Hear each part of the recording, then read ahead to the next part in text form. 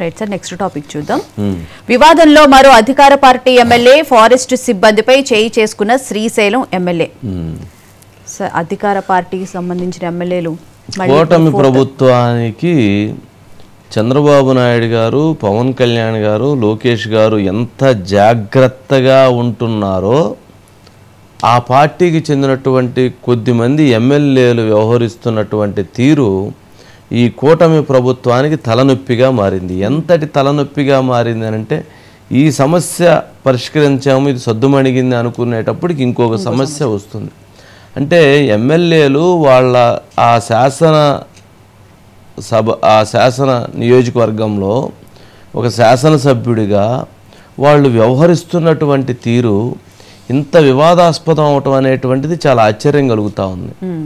అసలు ఎమ్మెల్యే ఏంటి అంటే, వాళ్ళు ఏమన్నా మొత్తం ఆ రాజ్యానికి వాళ్ళేమో అధిపతులు కాదు. అక్కడ వాళ్ళు ఒక శాసనసభ్యుడిగా అత్యధిక మంది ఓట్లేసి గెలిచినటువంటి ఎమ్మెల్యేలు ఎంత బాధ్యతతో ఉండాలి. అలాంటిది ఆ ఎమ్మెల్యేలు అంత బాధ్యత లేకుండా వ్యవహరిస్తే ఎలా? వాళ్ళు తప్పు చేసి ఉండుండొచ్చేమో, ఫారెస్ట్ వాళ్ళు తప్పు చేసి ఉండుండొచ్చేమో. వాళ్ళు తప్పు చేసినా కానీ ఎమ్మెల్యే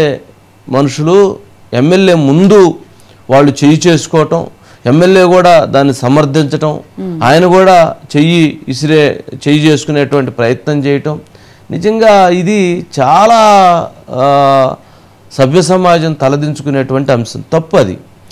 అంటే ఇటు కూటమి ప్రభుత్వంలో ఉన్నటువంటి వాళ్ళు పై నాయకులు ఏమన్నా 24 గంటలు కష్టపడుతూ ఈ రాష్ట్రాన్ని ఎలా ముందుకు తీసుకెళ్ళాలి, సంక్షేమం ఎలా చేయాలి, ప్రజలకు మనం బాధ్యతగా ఎలా ఉండాలని చంద్రబాబు నాయుడు గారు, పవన్ కళ్యాణ్ గారు, లోకేష్ గారు పనిచేస్తూ ఉంటే, కొంతమంది ఎమ్మెల్యేలు ఏమన్నా అన్ని వివాదాస్పదమైనటువంటి అంశాలు, వివాదాస్పదమైన పనులు చేయటం అనేటువంటిది నిజంగా అది వాళ్ళు మొత్తం ప్రభుత్వానికి వాళ్ళు బ్యాడ్ చేస్తున్నారని చెప్పాలి.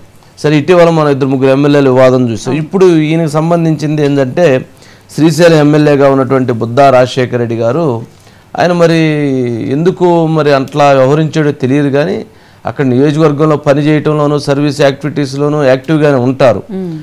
కానీ ఆయన ఇక్కడ ఎట్లా ఇది చేసాడో తెలియదు కానీ అక్కడ నైటు అక్కడ పోలీసులు ఎవరైతే నెక్కంటి రేంజ్ టీము వాళ్ళు అక్కడ చెక్ పోస్ట్ దగ్గర వాళ్ళు తనిఖీలు చేస్తూ ఉంటే ట్రాఫిక్ ఆగిందట.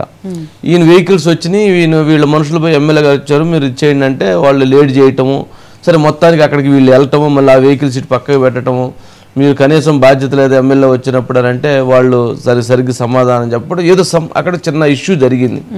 ఇష్యూ జరిగితే మీకు అంత లెక్కలేనితనం ఉందా, మా కూటమి ప్రభుత్వం వచ్చిన తర్వాత కూడా మీరు ఇంత లెక్క లేకుండా వ్యవహరిస్తారా, మీరు చేసేటువంటి అరాచకాలు దౌర్జన్యాలు మాకు తెలియదా, మీరు చేసేటువంటి అన్నీ అని వాళ్ళ మీద అరిసి కేకలేసి అక్కడే వాళ్ళ మీద చేయి చేసుకుని, ఏదైతే వాళ్ళ వెహికల్ ఉందో ఆ వెహికల్లోనే ఈయనే దాన్ని వెహికల్ తోలకుండా తీసుకొని వెళ్ళి వాళ్ళ ఆఫీస్కి తీసుకెళ్ళి, మీ ఇష్టం, మీరు ఏమనుకుంటున్నారో మిమ్మల్ని అందరినీ ట్రాన్స్ఫర్లు చేస్తాం, మీరు పిచ్చి వేషాలు వేస్తే మా ప్రభుత్వం వచ్చిన తర్వాత కూడా మీరు లెక్క లేకుండా పోయిందని వాళ్ళకి వార్నింగ్ ఇచ్చి ఆయన ముందు వాళ్ళ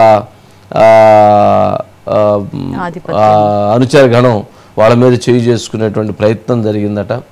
సరే, ఇది అంతా ఈరోజు ఉదయం బయటికి రావటం, దీని మీద వాళ్ళు కూడా బయట ఉన్నట్లుంది. ఎవరైతే అతను కానిస్టేబుల్ మాట్లాడినటువంటి బయట ఉంది సార్, ఒకసారి బయట ప్లీజ్.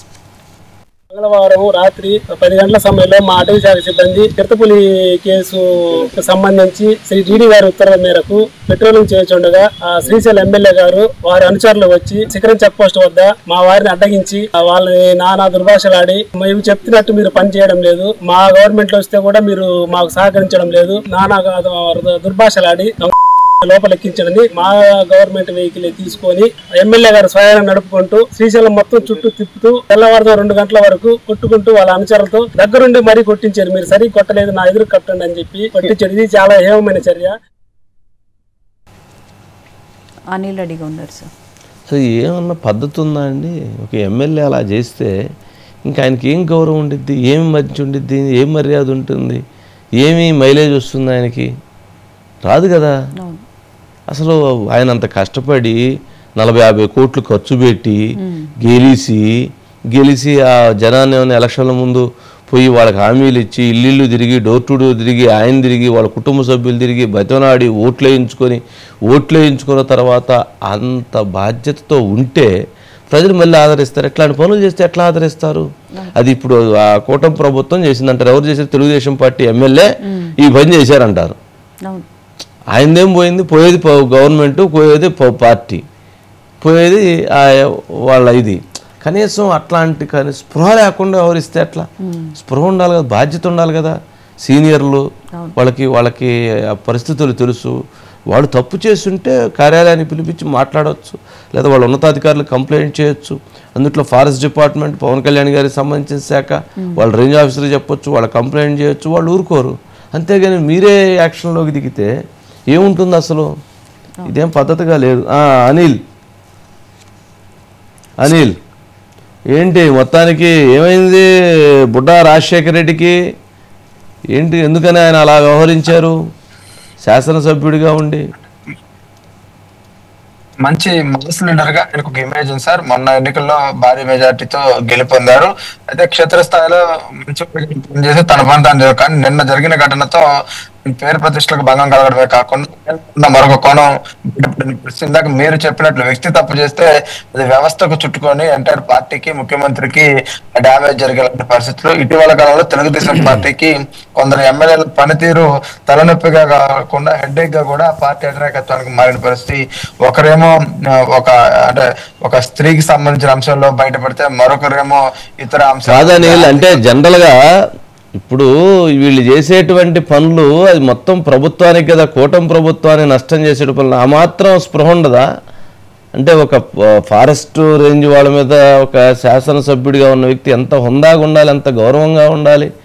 సరే, ఆయన పని విషయంలోనో, ఆయన సమర్థత విషయంలో, ఆయన చేసేటువంటి సోషల్ యాక్టివిటీస్ అవన్నీ బాగా ఉండుండొచ్చు. కానీ ఇలా వ్యవహరించడం ఏంటి? ఇది సరైన చర్య కాదు కదా. దీనికి అప్రదిష్ట కూటమి ప్రభుత్వానికి కదా. ఆ మాత్రం సెన్స్ లేకపోతే ఎట్లా?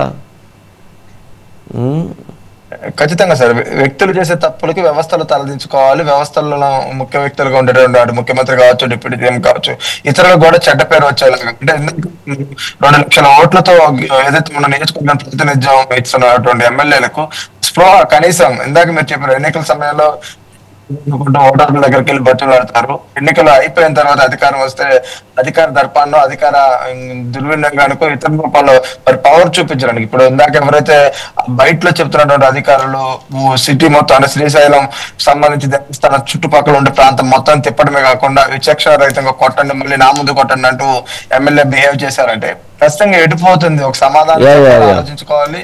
ఇట్లాంటి వ్యక్తుల పట్ల కొంత కఠినమైన చర్యలు కూడా ఉండే పరిస్థితులు ఉన్నాయన్న అభిప్రాయం వ్యక్తం. రైట్ అనిల్, వాయిస్ డిస్టర్బెన్స్ ఉంది. ఏమోనండి మోహన్ గారు, ఇదైతే బాగాలేదు. ఎందుకు చేస్తున్నారో వీళ్ళకి టైం బ్యాడ్ అంటాం కదా, అలాంటివి వస్తాయి. వాళ్ళు అక్కడ అడ్డగించారు. సరే, వాళ్ళ పొరపాటు ఉండుండొచ్చు. ఎందుకనంటే ఎమ్మెల్యే వచ్చారంటే జనరల్గా వాళ్ళు ఏం కోరుకుంటారు, వెహికల్స్ ఇది చేయాలని చెబుతారు. వాళ్ళు ఆపేసి అదేదో ఫారెస్ట్లో పవన్ కళ్యాణ్ గారి సినిమా ఉంది, రాణాను పవన్ కళ్యాణ్ గారు నైట్ వెహికల్ వెళ్తా ఉంటే ఆయన ఆపుతారు. వాళ్ళు ఆపితే వాళ్ళు చేయి చేసుకుంటారు. అప్పుడు పవన్ కళ్యాణ్ గారు వచ్చేదను ఆ సినిమాలో ఒకటి బిగుతాడు, రాణాని తీసుకొని పోయి లాకప్లో వేస్తారు. అలాగా అది సినిమాల్లో ఓకే, కానీ ఇట్లాంటి ఇది దగ్గర కుదరదు. అక్కడ ఎంపీ కొడుకు అతను రాణా. ఒక చిన్న మీకు సినిమాల్లో వీక్ కొట్టుంది, పేరు గుర్తు రాలేదు.